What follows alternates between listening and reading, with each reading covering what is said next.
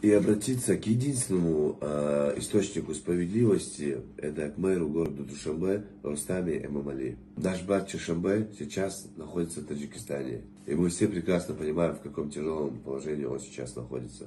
И так как у нас говорят у чеченцев, того, кто не по зубам, едят глазами и сплетнями. Я бы хотел вас попросить обратить ваше внимание на всю эту сложившуюся ситуацию и оказать содействие решению данной проблемы. Наш брат осознал многое. Тем более, как говорится, если Аллах прощает, тогда кто мы такие, чтобы не прощать друг друга? Я знаю, что многие пытаются разделить таджикский народ. Но я вас прошу не политизировать ситуацию с Чоршанбе. Ведь даже врагу мы не пожелаем той ситуации, в которой сейчас находится наш брат. Итак, братья, позади меня 3 флага.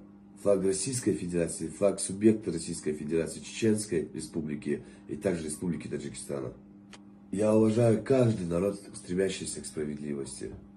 Таджикский народ с его многовековой историей не должен поддаваться на провокации. Отбросьте тень сомнений, прекратите разделять друг друга. Вам пора стать единым целым. Рустам Эмомали, я вас не знаю, но много наслышан о том, что ваше слово имеет вес. Не дайте погубить мужчин из вашего народа. Сегодня многие смотрят на историю с Чоршем, думают, что победит справедливость и милость, либо победит гордыня, злость, ненависть и зависть.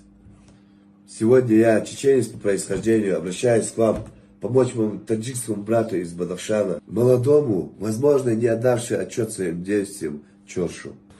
Ибо если восторжествует справедливость и ваша помощь, то это еще раз докажет, что былое величие таджикского народа еще не умерло.